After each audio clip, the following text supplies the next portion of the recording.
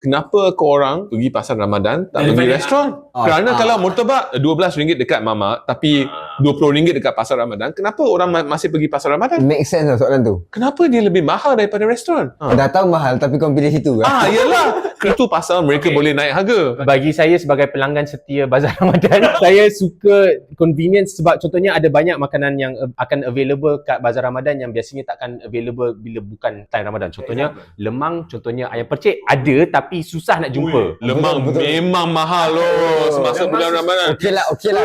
Kalau kata lemang mahal, faham lah. Kenapa faham? Sebab saya dapat.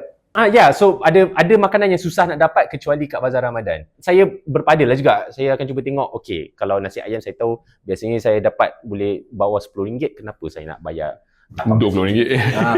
markup 30% okey good. Dia punya kualiti okey ke tak? Okay, and then itu lagi satu sebab biasanya a lot of peniaga-peniaga ni adalah peniaga yang Part timer. Ya, part timer yang dia buat ni untuk semasa sebulan. So, diorang masak tak sedap pun. Dah kena markup 30% lepas tu tak sedap. Like macam orang part time dekat pasar Ramadan, orang Cina part time jual fireworks. Banyak duit